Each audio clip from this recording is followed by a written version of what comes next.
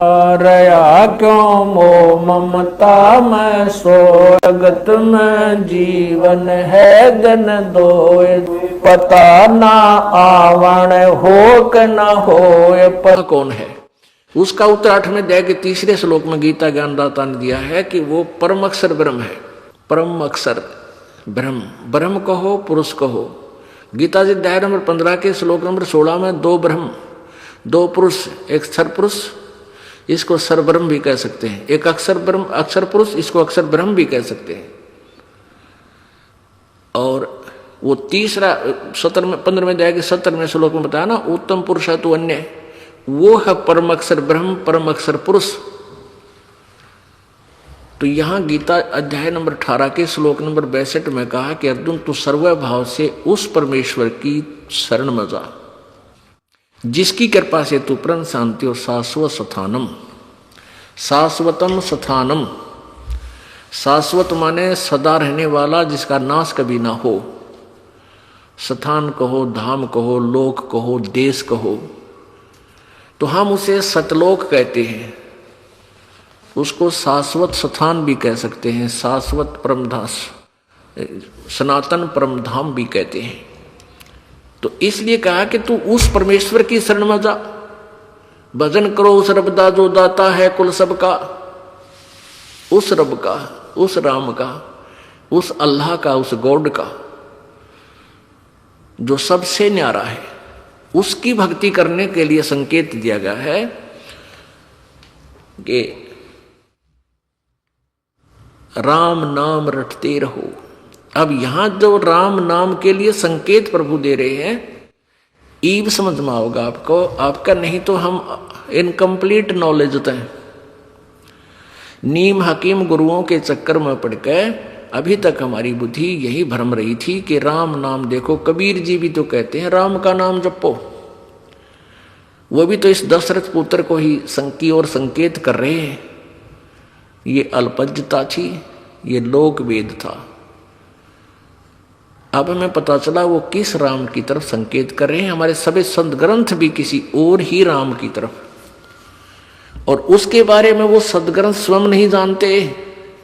परमेश्वर खुद कहते हैं वेद हमारा भेद है, कबीर जी कह रहे हैं, और मैं ना वेदन के माही, और जौन वेद से मैं मिलूं ये वेद जानते नहीं। यजुर्वेद अध्याय नंबर 40 के श्लोक नंबर 10 से लेकर 13 तक 2 बार संकेत किया है, स्पष्ट किया है कि परमात्मा के बारे में कोई तो उत्पन्न होने वाला कहता है, कोई न उत्पन्न होने वाला कहता है, यानी कोई साकार बताता है, कोई कहता मां से जन्म लेता है जैसे राम श्री कृष्ण आदि आए, कोई कहता है वो जन्म नहीं लेता है। कहते हैं ये यथार्थ ज्ञान भी कोई तत्वदर्शी संत बताएंगे, उनसे सुनो। यानी वेदों में क्लियर नहीं है कंसेप्ट, वो तत्वदर्शी संतों की तरफ ही संकेत किया कि उनसे सुनो। और अपने बारे में बताया है 15वें अध्याय 40वें अध्याय के यजुर्वेद में 15वें श्लोक में कि वायु अनिलम भस्मांतम इथम शरीरम, ओम कर्तो समर कलवे समर और कर्तुम समर। अपना नाम के अपना मंत्र बताया है कि मेरा सत ओम नाम का जब था ओम मंत्र है, इसको काम करते करते सिमरण करो और विशेष कसक के साथ सिमरण करो। मनुष्य जीवन का प्रथम कर्तव्य जान के सिमरण करो। तो अंत समय में जब शरीर भस्म होगा, अंत होगा, तब तुम इस सत्र का जो लाभ तुम्हें मिलना है, इस सत्र का जितना तुझे मोक्ष मिलना है, उतने अमर हो जाओगे। फिर 70वें श्लोक में स्पष्ट कर दिया मंत्र में, यजुर्वेद अध्याय नंबर 40 के मंत्र नंबर 17 में 2 भगवान बताए। अब देखो पुण्यात्माओं, कहते हैं चोर चुरावे तूंबड़ी और वो गड्ढे पानी में, और वो गड्ढे हुआ ऊपर आवे न सच्चाई छानी ना। ये महर्षि दयानंद जी थे जो जिनने आर्य समाज का प्रवर्तक माना जाता है। इनकी अपना सिद्धांत है कि वेदों में कहीं भी ऐसा नहीं लिखा जिसे अनेक परमात्मा सिद्ध हों। इनके द्वारा अपने अनुभव की लिखी पुस्तक सत्यार्थ प्रकाश समलास नंबर 7 के प्रथम में ही लिखा है। और वेदों का अनुवाद करते समय ये नहीं छुपा सके सच्चाई को और स्पष्ट करना पड़ा, क्योंकि वेदों में या गीता जी में विशेष 2 भगवानों के विषय में ही, क्योंकि यही प्रोसेस के अंदर है हमारे 2 भगवान ही, ब्रह्म और पूर्ण ब्रह्म। पर ब्रह्म ये साइड में है, ये हमारा सब्जेक्ट नहीं है, ये अलग है, इससे हमारा इतना लिंक नहीं है। हम इस ब्रह्म के जाल में फंसे हैं, हमने पूर्ण ब्रह्म में जाना है। बीच में इसके परब्रह्म के जो इस लोकों में से हमने जाना है, इसलिए इसका इतना ज्ञान और इसकी भक्ति, इसकी कमाई मजदूरी ये हमने करनी पड़ेगी। अब देखना, ये यजुर्वेद महर्षि दयानंद सरस्वती द्वारा अनुवादित। अब इसको महर्षि सरस्वती इसलिए कहना पड़ेगा कि पक गया इसका नाम, ना तो ये महर्षि था, इसको तो क ख का भी ज्ञान नहीं था किसी क्षेत्र का, ना वेदों का, अध्यात्म ज्ञान 0, समाज ज्ञान 0। इसका अब दिखा दूंगा इसके सत्यार्थ प्रकाश में, जो इनका अनुभव सारे जीवन का जो इसका अनुभव था उसमें वो लिख के। अब जैसे हमारे भगवान कबीर जी, उन्हीं से परिचित गरीबदास जी, उन्हीं से परिचित नानक साहब जी, उन्हीं से परिचित दादू साहब जी, उन्होंने जो भी अनुभव किया अपने जीवन का, उन्होंने भी अपनी अमृतवाणी में अपने वो लिख कर चले गए। और आज वो वेदों और गीता सबसे मिल रहा है, उससे आगे का जो ज्ञान परमात्मा ने बताया उनसे मिल रहा है। ऐसे ही उन्होंने उतना प्राप्त किया था। अब उन वाणी ने पढ़ लेना, चाहे उनके ये सोच लें कि उनको इतना ज्ञान था। ऐसे ही सत्यार्थ प्रकाश पढ़ लो और ये सोच लो कि दयानंद ने कितना ज्ञान था, कति क्लियर हो जाएगा। तो अब वेद जो है ये ब्रह्म द्वारा दिए गए। अनुवादकर्ताओं ने अनुवाद अपने अनुभव अनुसार करने की चेष्टा भी की, लेकिन सच्चाई फिर भी नहीं छुप सकी। अब देखिए यजुर्वेद, ये देखिएगा यजुर्वेद, ये महर्षि दयानंद सरस्वती कृत यजुर्वेद भाषा भाष्य।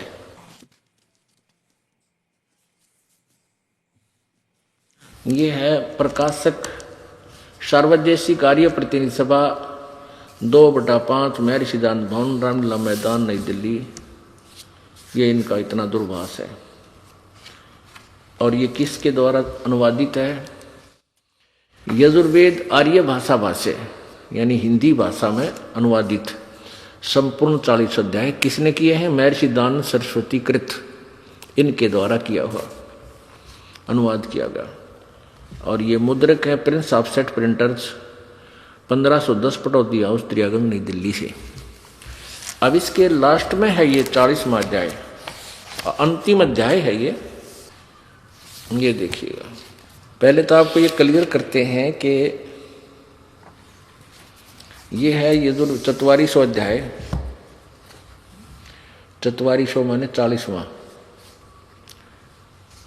और इसमें ये 10वां श्लोक है इसका, ये 10वां मंत्र। इसमें क्या लिखा है? क्योंकि अनुवाद नहीं कर पाए, इनको ज्ञान नहीं था, केवल संस्कृत अवश्य जानते थे महर्षि दयानंद जी, इनको अध्यात्म ज्ञान बिल्कुल नहीं था। फिर भी जो का तुम जैसा भी अड़ंगा अनुवाद किया, फिर भी सच्चाई ऊपर रही। देखिएगा, हे मनुष्यो, ये है 40वें अध्याय का 10वां मंत्र है। हे मनुष्यो, जैसे हम लोग मेधावी विद्वानों, धीराणाम माने तत्वदर्शी संत, धीर माने जिनका ज्ञान टिकाऊ हो, उसमें कोई डगमग ना कर सके, धीराणाम यानी मेधावी विद्वानों से अर्थात तत्वदर्शी संतों से जो वचन सुनते हैं, इससे सिद्ध हो गया कि वेद ज्ञान दाता किसी अन्य विद्वानों की तरफ यानी और तत्वदर्शी संतों की तरफ संकेत कर रहा है। वे लोग हमारे प्रति विविक चक्षरे अक्षिरे व्याख्यानुपूर्वक कहते हैं, यानी विस्तार से बताते हैं। वे लोग ये देखो संभवात, यहां देखिएगा, संभवात माने लिखता संयोग जन्य कार्य से। संभवात माने होता है उत्पन्न, और असंभवात माने उत्पन्न नहीं होने। इसका सीधा सा अर्थ है कि कोई तो कहते आहु माने कहते हैं, आओ माने कहते हैं, अन्य माने दूसरे। इसका सिद्ध इनके द्वारा पढ़ के सुनाते हैं, क्योंकि हमने ये देखना है कि वेद ज्ञान दाता किसी तत्वदर्शी संतों की तरफ संकेत कर रहा है। हे मनुष्यों, जैसे हम लोग मेधावी विद्वानों यानी तत्वदर्शी संतों से वचन सुनते हैं, वे लोग हमारे प्रति यानी हमारे को व्याख्यानुपूर्वक कहते हैं, विस्तार से बताते हैं। संभावत संयोग जन कार्य से अन्यत एवं और ही कार्य का फल आहु कहते हैं। असंभवात उत्पन्न नहीं होने वाले कारण से अन्यत और आहु कहते हैं। इति, इस बात को भी सुनो, तुम भी सुनो। क्या मतलब है? इसका अर्थ है कि कोई तो परमात्मा को कहता है कि वो उत्पन्न नहीं होता। असंभवात माने उत्पन्न नहीं होता, संभावत माने उत्पन्न होना। असंभवात और संभवात। कोई तो परमात्मा को कहता है जन्म नहीं लेता, कोई कहता है, दूसरे कहते हैं जन्म लेता है। कहते इस ज्ञान को तुम तत्वदर्शी संतों से सुनो, वो बताएंगे। और फिर इसी के 40वें अध्याय के 13वें मंत्र में फिर सेकंड किया है, दोबारा फिर कहा है। ये 44वां अध्याय 40वां अध्याय यजुर्वेद का, यजुर्वेद भाषा भाष्य 44वां अध्याय इसके 13वें मंत्र में, हे मनुष्यों, जो विद्वान लोग यानी तत्वदर्शी संत हमारे लिए व्याख्या अनुपूर्वक कहते हैं, पूर्वोक्त विद्या का अन्य ही कार्य फल आहु कहते हैं। अविद्या पूर्व मंत्र से प्रतिपादन की अविद्या का अन्य ही कहते हैं। इस प्रकार धीराणाम आत्मज्ञानी विद्वानों से यानी तत्वदर्शी विद्वानों से उस वचन को हम लोग सुनते थे, ऐसा जानो। अब ये तो इसने जो भी गोलमोल किया है, हमने अपना मतलब सिद्ध करना है कि वेदों में संकेत किया हुआ है कि कंप्लीट ज्ञान नहीं है, और शेष ज्ञान किसी अन्य तत्वदर्शी संतों से सुनने को ही कहा गया है। तो परमात्मा स्वयं कहते थे कि वेद हमारा भेद है, और हम ना वेदन के माही, यानी मेरा कंप्लीट ज्ञान वेदों में नहीं है। और जौन वेद से, और जिस वेद से मैं मिलूं वो ये वेद जानते नहीं। वेद मेरी ही महिमा बता रहे हैं कि वो परमात्मा पूर्ण है, वो सबका मालिक है, वही पूजा के योग्य है, उसी की भक्ति कीजिए। लेकिन उन वेदों में मेरे पाने की विधि प्रॉपर नहीं है। गीता जी अध्याय नंबर 17 के श्लोक नंबर 23 में 3 मंत्र बताए हैं। एक ओम, ओम तो सीधा ब्रह्म का है, ये तो कलियर रुक के मार रखे इसने। और तत् और सत ये क्लियर नहीं कर रखे। नहीं तो अगर यही मंत्र फाइनल होता तो ये कहने की आवश्यकता नहीं पड़ती। चौथे अध्याय के 34वें श्लोक में गीता जी में कि उस तत्व ज्ञान को तो तू तत्वदर्शी संतों के पास जाकर समझ। इसलिए ये मंत्र कंप्लीट नहीं है, ये तो तत्वदर्शी संत ही बताएगा। और वो 3 भगवानों का है, जैसे गीता जी अध्याय नंबर 15 के श्लोक नंबर 16 और 17 में 3 प्रभु आपको स्पष्ट किए। यही इसी प्रकार इन तीनों के ये 3 मंत्र हैं। ओम मंत्र सरपुरुष यानी सरब्रह्म का, और ये तत् ये गुप्त है, सांकेतिक के दास पता होगा। ये परब्रह्म का यानी अक्षर पुरुष का, अक्षर ब्रह्म का। और सत ये भी सांकेतिक है, ये परम अक्षर ब्रह्म का। तो ये तीनों के 3 मंत्र हैं, ये गुप्त हैं। इसलिए परमात्मा कहता है वेद हमारा भेद है, पर मैं ना वेदन के माही, और जौन वेद से मैं मिलूँ वेद जानते नहीं। जिस मंत्र से, जिस ज्ञान से मेरी प्राप्ति हो, इन वेदों में उसका स्पष्टीकरण नहीं है। अब देखो ये वही 44वां अध्याय चल रहा है, इसमें 2 भगवान न्यारे न्यारे बताए हैं, क्योंकि ये परिभाषा प्रभु की आपको बताई जा रही है। 44वां अध्याय यानी 40वां अध्याय यजुर्वेद, ये महर्षि दानंद द्वारा ही इसका अनुवाद है। ये 15वें श्लोक में मंत्र में क्या लिखा है 40वें अध्याय के, वायु अनिलम अमृतम इथम इदम अथ इदम भस्मांतम शरीरम। ओम करतो समर, किलबे समर और करतुम समर। ओम नाम का जाप काम करते करते सिमरण करो, विशेष कसक के साथ सिमरण करो। मूल्य कर्तव्य जानकर, अपना कर्तव्य समझकर मनुष्य जीवन का, कि मनुष्य जीवन में केवल भगवान भक्ति ही उद्देश्य मूल है, इसलिए इसका सिमरण अवश्य करो। अब स्वामी जी का अनुवाद देखियो, तेरा गजब भैया। हे कर्म करने वाले जीव, तू शरीर छूटते समय ओम। अब देखियो, पुणात्मा बालक नहीं हो, मानव समाज बहुत विद्वान हो चुका है, कंप्यूटर बना लिए, लेकिन आध्यात्मिक ज्ञान की तरफ डाइवर्ट हुआ नहीं है माइंड। जिस आध्यात्मिक मार्ग की तरफ आप इसी तरह डाइवर्ट होते ही तुरंत समझ जाओगे। बहुत और इसकी आवश्यकता है, ये कंप्यूटर तो यही रह जाएंगे या भक्ति साथ चलेगी। यहाँ देखो स्वामी जी अनुवाद कर रहे हैं 40वें अध्याय, यजुर्वेद के 40वें अध्याय के 15वें मंत्र का। हे करतो माने कर्म करने वाले जीव, ओम करतो समर, स्पष्ट किया है। इस बालक भी अनुवाद कर दे, थोड़ी सी हिंदी जानता हो।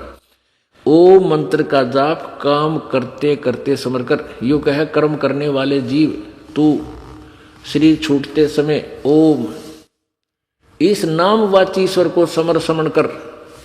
ओम का स्मरण नहीं बताया स्वामी जी ने, जबकि स्पष्ट करता है ओम करतो समर किलवे समर कर तुम समर। यहां अनुवाद करते समय भी ये विचलित है, ढंग से नहीं कर पा रहा है। शरीर छूटते समय ओम आगे लिखना था, इस ओम नाम का स्मरण कर। ओम नहीं लिखा, ओम है ब्रैकेट में, क्योंकि संस्कृत में वाली चीज जो मूल संस्कृत है उसको ब्रैकेट में लिया स्वामी जी ने, और अनुवाद आगे अपनी अलग लिखा है। तो ब्रैकेट में ओम शब्द है, इस ओम का अर्थ यहां लिखना था ओम। इसने लिख दिया कि जिस ईश्वर का ओम नाम है उस ईश्वर को स्मरण कर, नोट ओम। इसका सीधा अर्थ ब्रैकेट के अनुवाद का आप फिर देखें। हे कर्म करतो माने कर्म करने वाले जीव, इसका अर्थ सीधा है ओम करतो समर। ओम नाम का जाप काम करते करते सिमरण करो। नाम उठत नाम बैठत नाम सोवत जागवे, नाम खाते नाम पीते नाम से ती लागवे। ये सूक्ष्म वेद में ये ज्ञान है, और वही वेद सेकंड कर रहे हैं इसको, लेकिन अनुवाद करता गलत है, इन्होंने नहीं करना आया। अब परमात्मा कहते हैं वेद कतेब झूठे नहीं भाई, झूठे हैं जो समझे नहीं। ये वेद और कतेब झूठी नहीं है, लेकिन इनको जो समझ नहीं सके वो नालायक आदमी थे, वो झूठे थे, उन्होंने ऊट पटांग ज्ञान समाज में ठोक दिया। अब देखो, एक कर्म करने वाले जीव तू शरीर छूटते समय, ओमकार से इसने किया है इस नाम वाची ईश्वर को समर माने समण कर। इतने सेंटेंस का इसने इतना कुछ अड़ंगा किया है। इसका सीधा अर्थ है कि ओम नाम का जाप कर तो काम करते करते सेवन कर। किलबे यानी किलबलाट के साथ, सिंपल सी भाषा है या कोई विशेष नहीं है। जैसे आदमी मरते हुए याद करा करे, विशेष दुख में याद करा करे, भगवान ने कहते न्यू याद कर, ररंकार धुन से याद कर। ररंकार धुन क्या है? एक बार हाथी और मगरमच्छ का युद्ध हो गया। हाथी गया था पानी पीन, मगरमच्छ ने हाथी का पैर पकड़ दिया। वो अंदर ने खींचा, हाथी बाहर ने खींच लिया। मगरमच्छ भी पूरा बेगन हो है, तो बहुत बड़ा होता है। तो हाथी भी बहुत तगड़ा था। कहते हैं 1000 वर्षों तक उनका युद्ध चलता रहा, अपनी अपनी ताकत आजमाते रहे। लास्ट समय में हाथी कमजोर हो गया, क्योंकि आसपास का चारा उसका खत्म हो गया, और मगरमच्छ ने वो अंदर खींचना शुरू कर दिया। खींच लेगा। जब सूंड बाहर रह गया, कति एक सूत यानी एक चावल के दाने के बराबर थिकनेस बाहर रह गया उसकी, पानी में डूब बनता है। क्योंकि हाथी के सूंड में ही श्वास नाक होता है, वहीं से श्वास आता है। जब उसने देख लिया तेरी ताकत काम नहीं करती, तब उसने आधा याद किया था, हे भगवान राम भी पूरा नहीं कह पाया था। यानी मरते हुए जो मालिक ने याद किया जाता वो कष्ट, उसको किलबे बोलते हैं। कहते ऐसे याद कर भगवान ने। इब हम रेल बढ़ा जहाँ मंत्र की नो देखिए हमने नो को तीनों बता कि इधर रेल छूट रहे हैं, आराम से करे बैठ के। चाहे थोड़ा कर ले पर करे प्यार ते। 108 मंत्र बताए आपको करने के लिए, इसने सारे दिन में कर ले, चाहे 6 बार में पार्ट कर ले इसके, हैं मतलब 10 एक बार कर ले, 10 फेर कर ले कति जचा के, फिर इस मन ने छोड़ दे ले, खा ले धक्के, कित सोचेगा तुम, फिर ये शर्माने लग जाएगा, थोड़े दिन में अपने आप सेट होने लग जाएगा। तो ऐसे कसक के साथ करे इस मंत्र को, ऐसे इसको ररंकार धुन कहते हैं। और ये एक पंथ राधा स्वामी वो ने कहा ररंकार ओंकार जब पे जाओ वैसे रोंकार ओंकार सो हम सतनाम है, ये ज्योत स्वरूपी ज्योत निरंजन, ये कोई बात हुई? ये तो नाड़ियाँ की बात है। यानी ज्ञान को ना समझ कर वस्तु कहाँ ढूंढे कहाँ और किस विध लाग गए हाथ, एक पलक में पाइए वेदी ले ले साथ। एक साहूकार मर गया और उसने अपने बच्चों को बता रखा था कि बेटा मैंने बही में सारा हिसाब किताब लिख रखा है, तुम उस बही पढ़ लियो। उन्होंने बही पढ़ी, उसमें लिखा था कि फागण उतरते की, या जैसा भी कोई महीना लिखा था, फागण उतरते की 14 चांदनी 14 दिन के रात के 12 बजे मंदिर के गुम्बज में इतने सोना, इतना नगद रुपये, इतनी टूम यानी गहने वहां दाब रखे। अब पिता की मृत्यु के बाद क्रियाक्रम से फारिग होकर उन्होंने बही दे संभाली, तो बही में लिखा पा गया, चलो भाई कोई बात ना। वो लाला जी ने अपने आंगन में मंदिर बनवा रखा था, बालक का बच्चा ने वो मंदिर का गुम्बद फोड़ दिया, उस गुम्बद में कुछ नहीं पाया। तो क्वेश्चन अपने पिता को, पिताजी तो झूठ बोल गए हैं, पैसे की तो और दाब गई, हमने तो नाश हो गया हमारा, बताए क्यों कर ढूंढा। तो उनके पिताजी का एक मित्र था, वो बहुत दुखी हुए, उसके पास पहुंचे कि ताऊ जी हमारे पिताजी तो झूठ गलत जगह बता गए हमारे ताई, और हमारा तो नाश हो गया, घना धन है उसमें। तो उसके फादर के मित्र ने, फ्रेंड ने देखा, वो पढ़ के बोला चल थारी बही देखांगे कित लिख रखा है। उस बही में, उस नोटबुक में देखा आके, वो बुद्धिमान व्यक्ति था, कहने लगा बेटा इस गुम्बद ने फिर बना दो वैसा ही जैसा था, मैं बताऊंगा फिर तुम्हें। और वो फागण की 14 चतुर्दशी के, चांदनी 14 के थोड़े दिन रह रहे थे, ने बोला मैं आऊंगा उस दिन और रात ने थारा धन ढूंढांगे। वो मंदिर बनवा दिया गुम्बद वैसा ही बनवा दिया था। रात को उस फागुन उतरते की यानी चांदनी 14 को रात के 12 बजे जहां गुम्बद की छा जाती थी आंगन में, गुम्बद की, मंदिर के गुम्बद की जहां छाया जाती थी, वहां उस उनके फादर के फ्रेंड ने निशान कला दिया, बेटा खोदो। वहां खोदा जो का तो पा गया। तो यहां परमात्मा कहते हैं ये वेद और गीता जी सांकेतिक शब्द हैं। परमात्मा का भी जो ग्रंथ है कबीर जी का सूक्ष्म वेद, कबीर वाणी, कबीर सागर, ये सांकेतिक शब्द हैं। क्योंकि परमेश्वर ने कहा था धर्मदास तो लाख दोहाई, ये सार ज्ञान मूल ज्ञान कहीं बार ना जाई। अब इस दास को बता दिया, वो बही खोल कर दिखा दी, जो कहाँ रखा है धन ढूंढ ले भाई, ये है वास्तविक। तो यहाँ वो धन नो का नो पा गया। तो कहते हैं वस्तु कहाँ और खोजें कहाँ, किस विध लागे हाथ, एक पलक में पाइए भेदी ले ले साथ। तो भेदी यानी तत्वदर्शी संत से ही सदग्रंथ समझ में आ सकते हैं। परमात्मा कहते हैं गुरु बिन काहू न पाया ज्ञाना, जो थोथा भूत छड़े किसाना। और गुरु बिन वेद पढ़े जो प्राणी, समझे न सार रहे अज्ञानी। ये अब आज तक के ब्राह्मण ऋषि महर्षि ब्रह्मा विष्णु महेश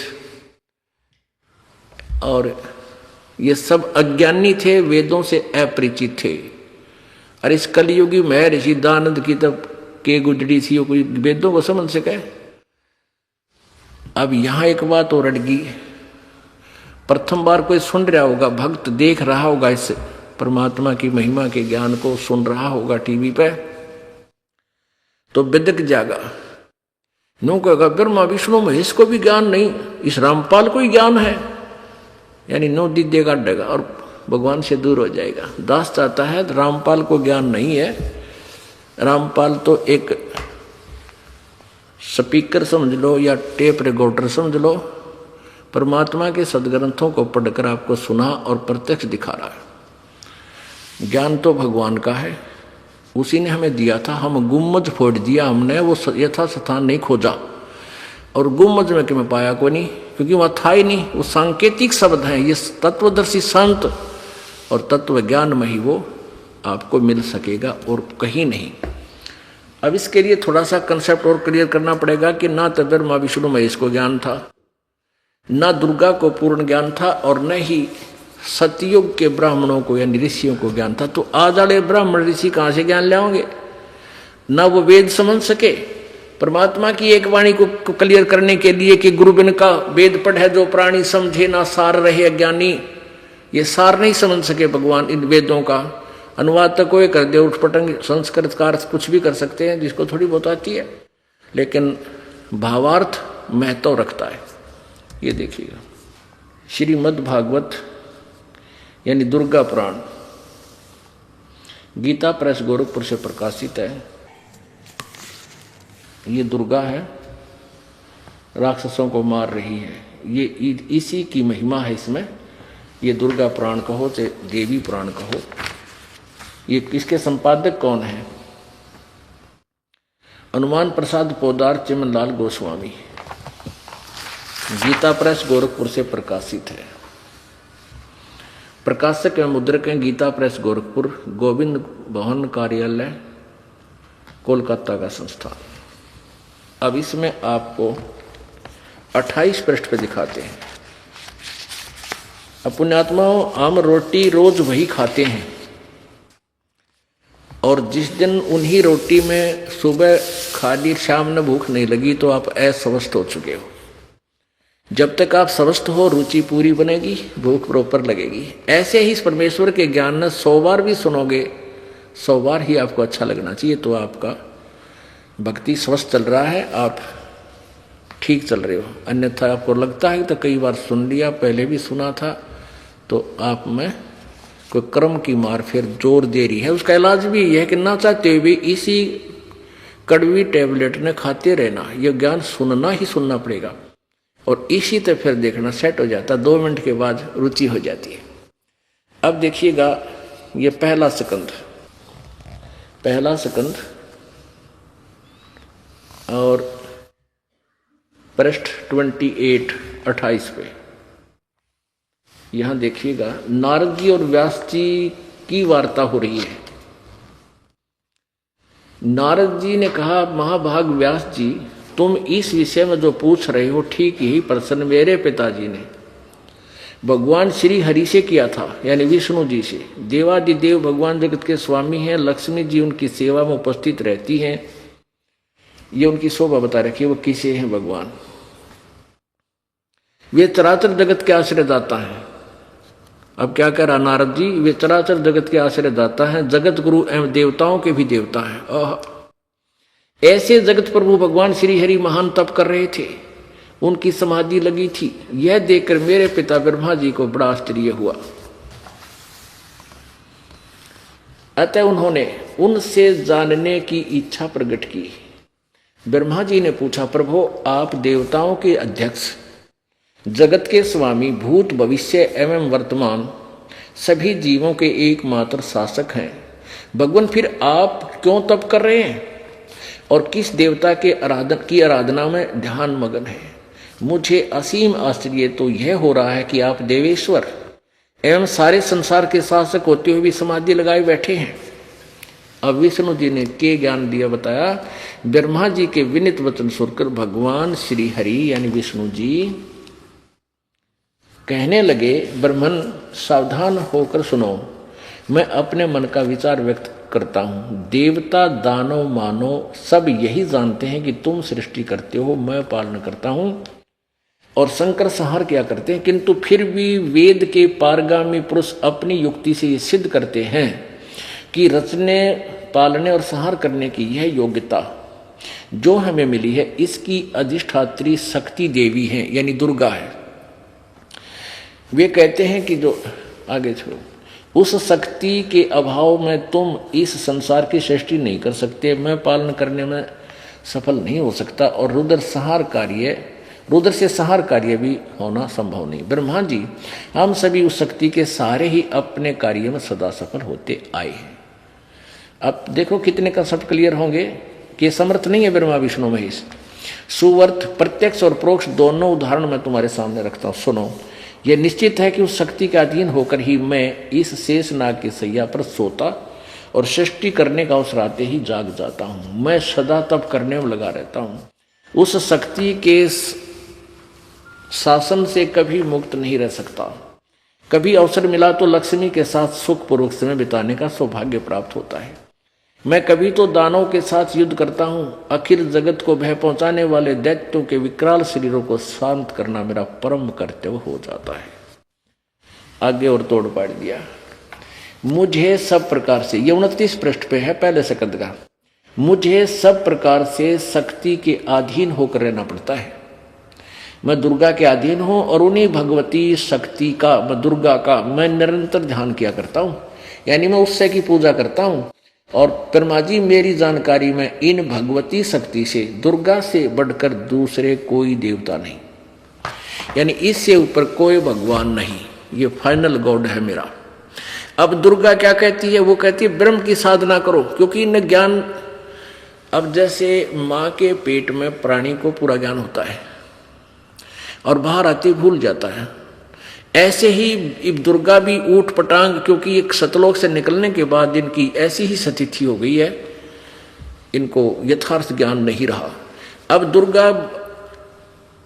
दुर्गा जो है अपने वचनों में कदे परब्रह्म कह रही है, कदे पारब्रह्म बोल रही है परम अक्षर, फिर अक्षर ब्रह्म की महिमा गा रही है और आखिर में कहती है वो ब्रह्म है और उसका ओम नाम है, उसका जाप करो और वो ब्रह्म लोक में रहता है, बस, और किसी की पूजा मत करो।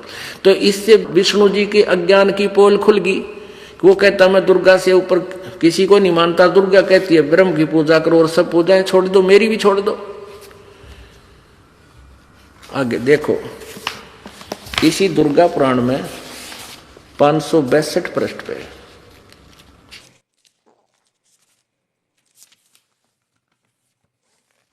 ये है 7वां स्कंद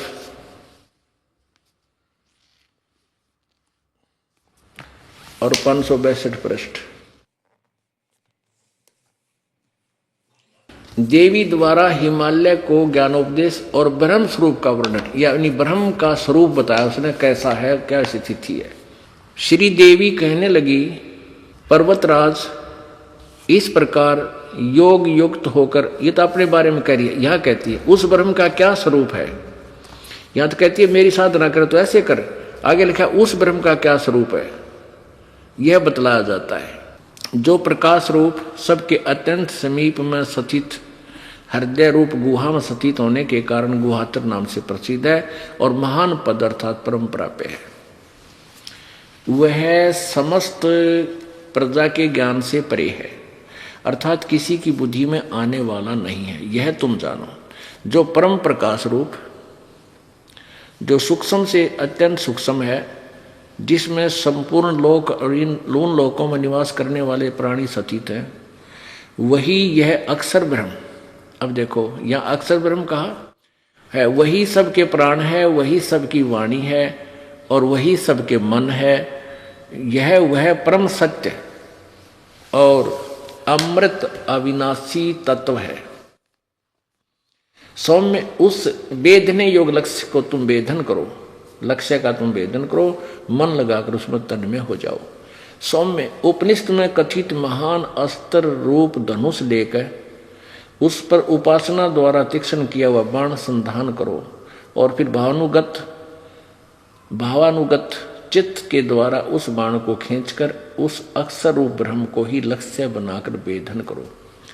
उसका के मंत्र बताओ है फिर आखिर में, ओम परमण ओम धनुष है, जीवात्मा बाण है, ब्रह्म को उसका लक्ष्य कहा जाता है, ब्रह्म। आगे देखो, उस एकमात्र परमात्मा को ही जाने, दूसरी सब बातें छोड़ दे, यानी अपनी पूजा को भी नकारा करती है और किसी की पूजा नहीं, केवल ब्रह्म पूजा करें। यही अमृत रूप परमात्मा के पास पहुंचने का पुल है। संसार समुद्र से पार होने का अमृत रूप परमात्मा को प्राप्त करने का सुलभ साधन है। इस आत्मा का ओम के जप के साथ ध्यान करो। इससे अज्ञान में अंधकार से सर्वथा परे और संसार समुद्र से पार जो ब्रह्म है उसको पा जाओगे, तुम्हारा कल्याण हो। आगे ना ब्रह्म के ऊपर ओम नाम है, ब्रह्म उसका जाप है। और वो कहाँ रहता है? वह यह सब का आत्मा ब्रह्म ब्रह्मलोक रूप दिव्य आकाश में स्थित है, वहां रहता है। अच्छा, ये तो अब ये परमात्मा का एक सेंटेंस, वेद कतेव झूठे ना भाई, झूठे हैं जो समझे नाही, गुरु बिन काहू न पाया ज्ञाना, ज्यों थो था बुझ छड़े किसाना, गुरु बिन वेद पढ़े जो प्राणी, समझे न सार रहे अज्ञानी। गुरु के बिना, इससे सिद्ध है कि ना ब्रह्मा जी को गुरु मिला, ना विष्णु जी को मिला, ना शिव जी को मिला, ऋषि में ऋषियों को इनको तो मिलना ही कहाँ था। यानी गुरु नहीं मिला जो वेदों का निर्णय कर सके। जो परमात्मा आए थे इन्होंने उनकी बात मानी नहीं, काल प्रेरणा से स्वयं ही विद्वान पाके रहे, सारे समाज का नाश कर दिया इन नकली ऋषियों ने और महर्षियों ने। अब ये तो ज्ञान हो गया ब्रह्मा विष्णु महेश का और दुर्गा का, कितना ज्ञान था इनको। वेदों से ये परिचित नहीं थी दुर्गा, क्योंकि दुर्गा ब्रह्म तक की साधना बताती है। गीता जी अध्याय नंबर 8 के श्लोक नंबर 16 में लिखा है कि ब्रह्मलोक पर्यंत भी सभी पुनर्वर्ती में है, वहां भी गए हुए स्थायी स्थान नहीं प्राप्त कर सकते, वो अविनाशी नहीं हो सकते, उनका पूर्ण मोक्ष प्राप्त नहीं हो सकता, जन्म मृत्यु के रहट से ये नहीं निकल सकते। अब इसलिए गीता जी अध्याय नंबर 4 के श्लोक 34 में कहा कि उस तत्वदर्शी संत की खोज करो, वो इनको मिला नहीं, वो गुरु नहीं मिला। यही अभी वेदों में आपको प्रमाण दिया जा रहा है। यजुर्वेद अध्याय नंबर 40 के श्लोक नंबर 10 और 13 में इस मंत्र में स्पष्ट कहा है कि वेद ज्ञानदाता कहता है कि यथार्थ ज्ञान तूने जानना है तो तत्वदर्शी संतों से सुनो, वो बताओगे ठीक ठाक वास्तविकता।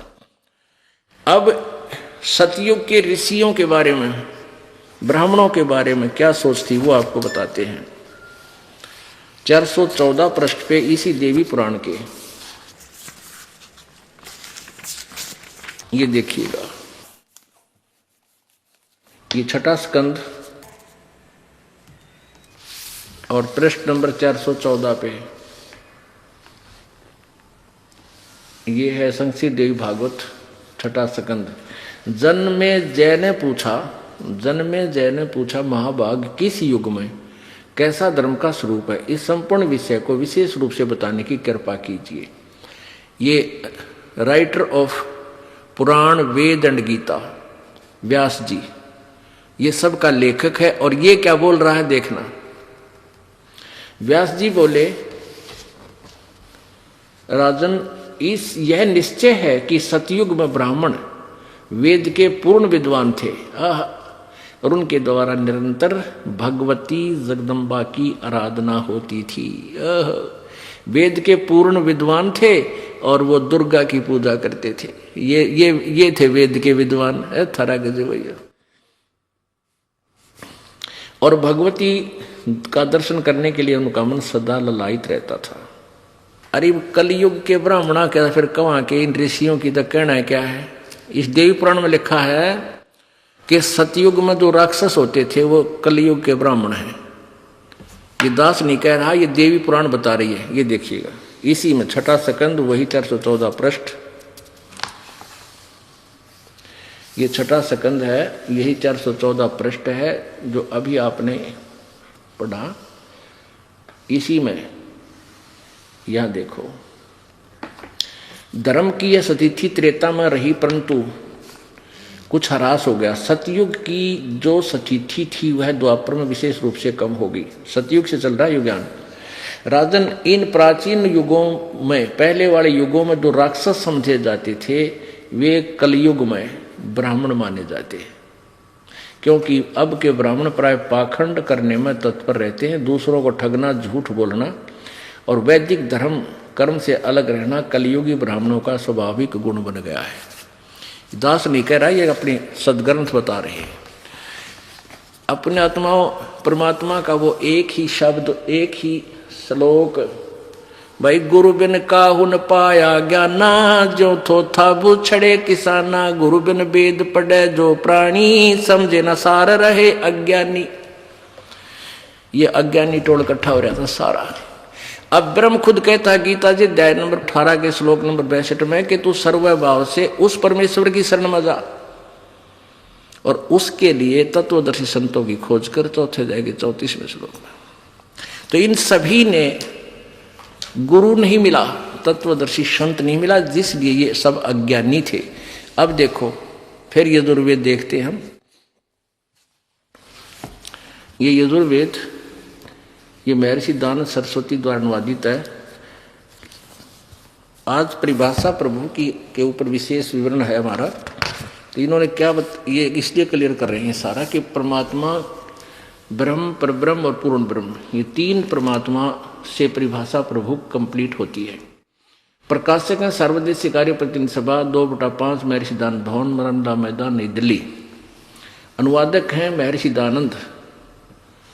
यजुर्वेद भाषा भाष्य महर्षि दानंद सरस्वती कृत, पूरे 40 अध्याय।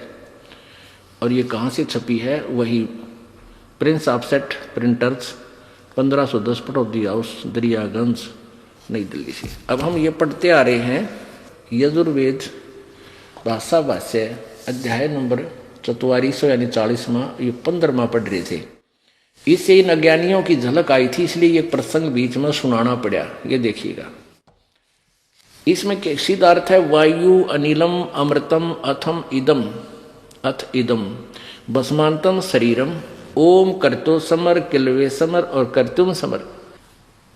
ओम नाम का जाप काम करते करते स्मरण करो, किलबे यानी कसक के साथ स्मरण करो।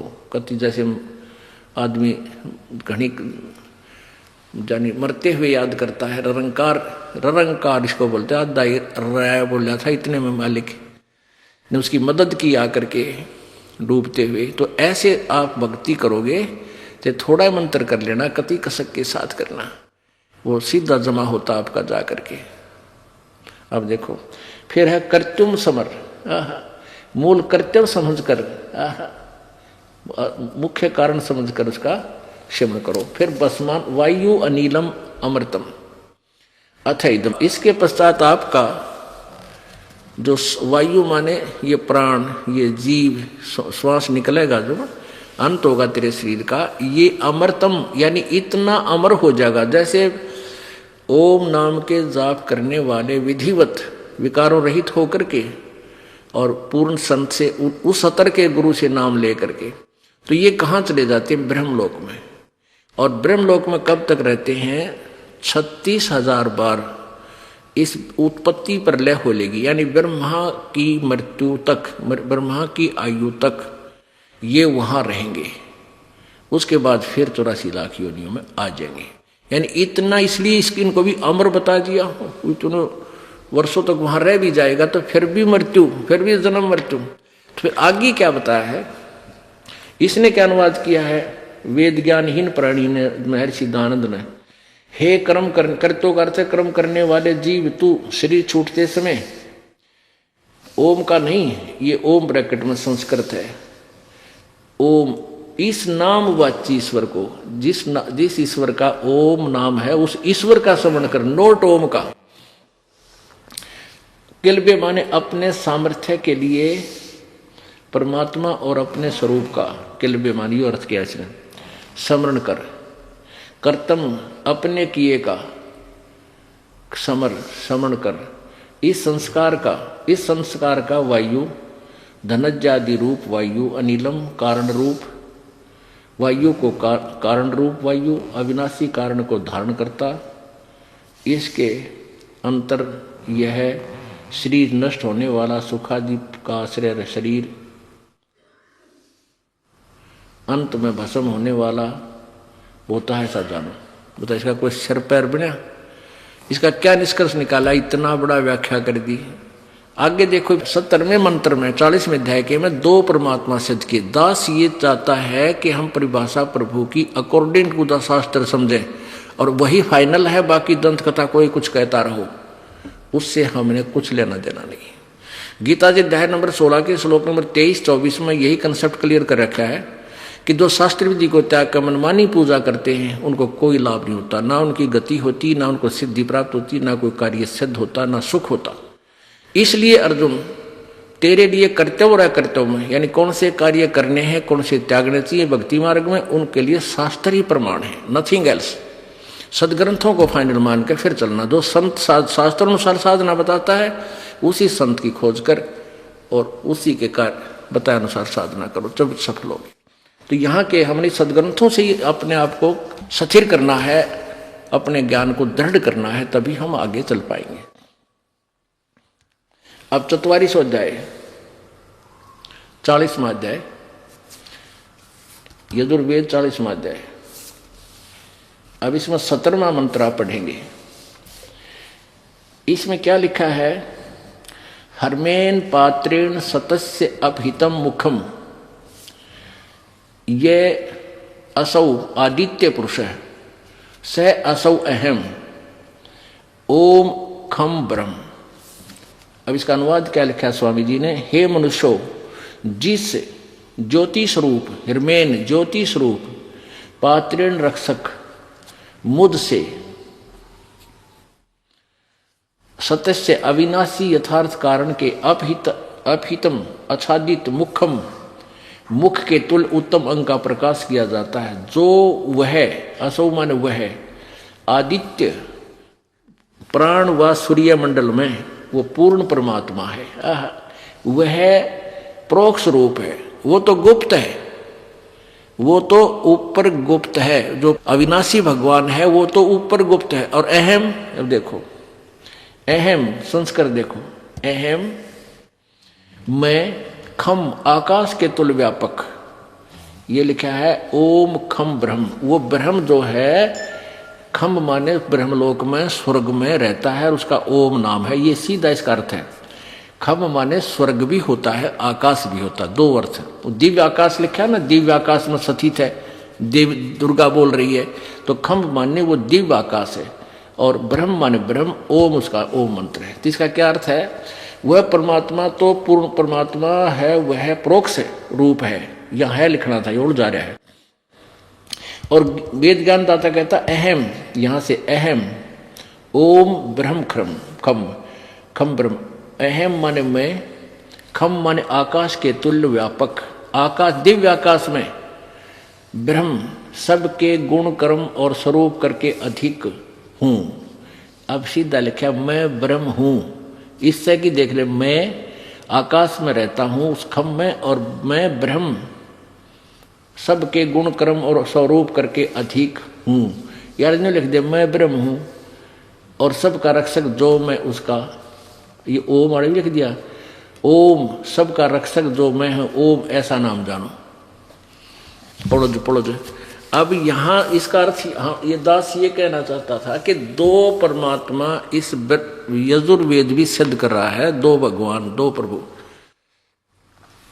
एक तो ये ब्रह्म है वो ये, और एक पूर्ण परमात्मा, एक परमात्मा एक पूर्ण परमात्मा, दो भगवान हो गए। तो हम ये ऐसे परिभाषा प्रभु की जाननी है कि राम राम सब जगत बखाने, आदि राम कोई बिरलाए जाने। हमने जैसे प्रसंग चला था कि राम नाम रटते रहो जब तक घट में प्राण, और कदे तो दीन दयाल के भनक पड़ेगी कान। और यही वेद बता रहे हैं कि अंतिम श्वास तक, जब शरीर छूटे तब तक मालिक का नाम जपो। पर कौन से राम का? अगर ब्रह्म राम का जाप करना है तो ओम है, उस पूर्ण परमात्मा की भक्ति करनी है, ओम तत्सत। ये गुप्त है, दो सांकेतिक शब्द है, ये दास ही बता सकेगा, और ना को बता सकता, और बताओगा तो अधिकारी नहीं, वो डुप्लीकेट लाइसेंस बना रहा है, डुप्लीकेट पासपोर्ट बनाता, वो दोनों दोषी हैं। तो इसलिए इस दास से ही उपदेश लेकर आपको उस राम की भजन करो, उस रब का जो दाता है कुल सब का। उस राम की भक्ति करके आपका छुटकारा होगा। और कहते ये बात कहन सुन की नहीं भाई, कर पालन की है। बोलो सतगुरुदेव। परम पिता परमात्मा सारी सृष्टि के रचनहार कुल मालिक कबीर देव, कबीर परमेश्वर, अल्लाहु अकबर, ये वही परमेश्वर हैं जो सर्व ब्रह्मांडों के रचयिता हैं। ये परमात्मा प्रत्येक युग में अपने सत्यलोक से चलकर यहाँ लीला करने के लिए आते हैं। ये परम अक्षर ब्रह्म है। इनका नाम कबीर देव है। कबीर देव, कबीर साहब, कबीर प्रभु। ये प्रत्येक युग में रूपांतर करते हैं, नामांतर भी कर लेते हैं। लीला एक जैसी ही करते हैं। एक शिशु रूप धारण करके कहीं स्वच्छ स्थान पर, कमल के फूल पर प्रत्येक युग में विराजमान होते हैं। और इसी प्रकार जैसे कलयुग में आपने परमेश्वर के बारे में सुना है कि नीरू और नीमा नाम के दो जुलाहे दंपति उनको उठा ले गए थे, बच्चे की तरह परवरिश की। परमात्मा छोटी ही आयु से अपने सत्य ज्ञान का प्रचार करने लग गए थे। ऐसा ही ये प्रत्येक युग में करते हैं। और कलयुग में ये लगभग 120 वर्ष तक इस धरातल पर रहे। उसके पश्चात से शरीर चले गए। ये वो परमात्मा है जो स्वयंभू हैं, ये परिभू हैं, ये कबीर मनीषी। इनका शरीर शुक्रम अकायम ऐसनाविरम। इनका शरीर माता पिता के योग से बने शुक्र का नहीं होता। ये स्वयंभू हैं, तेज पुंज का शरीर होता है। परमात्मा के शरीर में नाड़ियों का तंत्र नहीं होता। इसलिए यजुर्वेद अध्याय नंबर 40 के मंत्र नंबर 8 में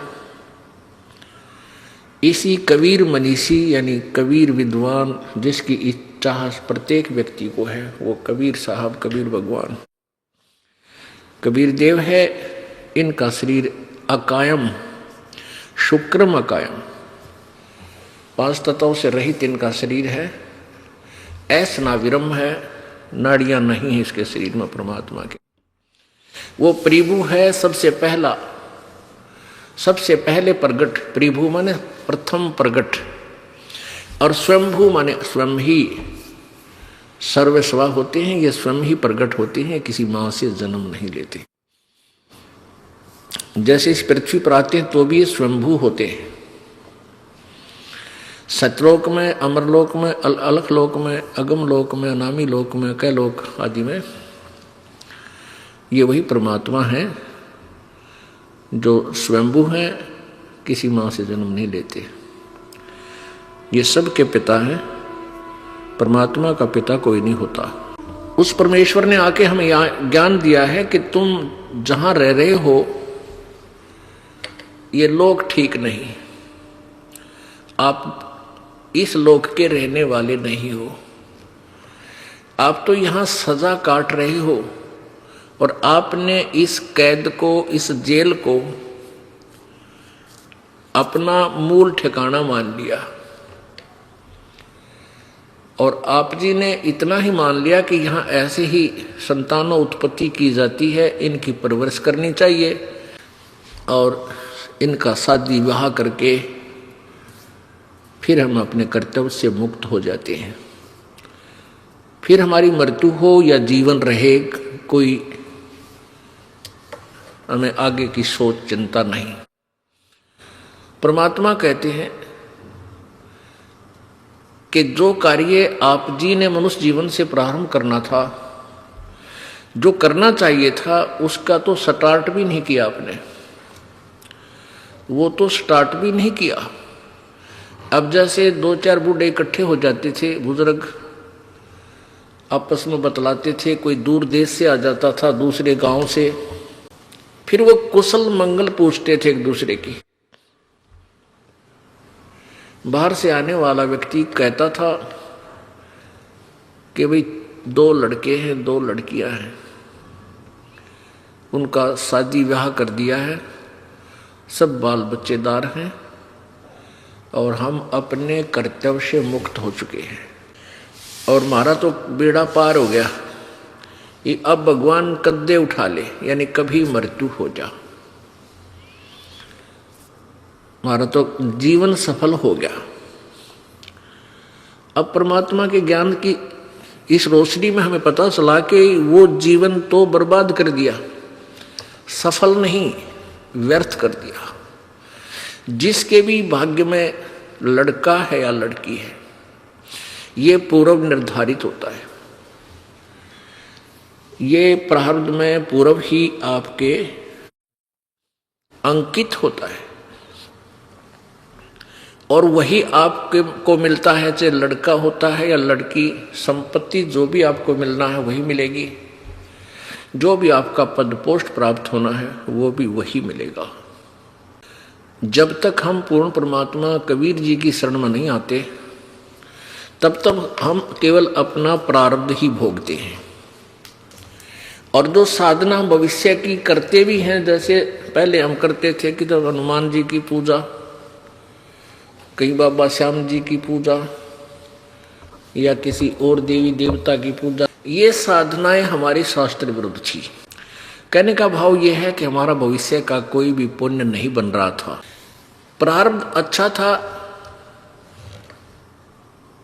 क्योंकि हम समाज में क्या देखते हैं, बेटा हो जाए बेटी हो जाए, छोटी सी कोई रोजगार हो जाए, फिर एक कोठी हो जाए, और जो भी कुछ होता था हम सोचते थे हमारे ये भगवान कर रहे हैं जिनकी पूजा हम कर रहे हैं, क्योंकि हम आध्यात्मिक ज्ञान से अपरिचित थे। और जो भी हमारा कोई शुभ होता था, जैसे पुत्र की प्राप्ति को बहुत शुभ मानते थे, तो अपने भगवान श्री कृष्ण जी पर ही हमारी बुद्धि की नीडर जाती थी, सुई जाती थी कि श्री कृष्ण भगवान विष्णु जी ने मौज कर दी। फिर हनुमान जी याद आ जाते, हनुमान जी ने मौज कर दी। फिर बाबा श्याम जी दिख जाता तो बाबा श्याम जी ने मौज कर दी। इन्होंने हमारे को पुत्र बख्श दिया। अब पता चला कि ये तो कोई भी परिवर्तन हमारे प्रारब्ध में कर ही नहीं सकते, वो तो कबीर परमात्मा परम अक्षर ब्रह्म पूर्ण ब्रह्म ही कर सकता है, और वो सतगुरु रूप में आता है तभी करता है, जो उनकी आज्ञा का पालन करते हुए सत्य भक्ति करता है। मासा घटे न तिल बधे, विधना लिखे जो लेख, और सच्चा सतगुरु मेट कर ऊपर मारे मेघ। दर्शकों नमस्कार, कैसा लगा ये वीडियो? अपनी राय हमें कमेंट बॉक्स में ज़रूर साझा करें और हमारे वीडियो को शेयर करें, चैनल को सब्सक्राइब करें, लाइक करें। धन्यवाद आपको, धन्यवाद। सत साहिब।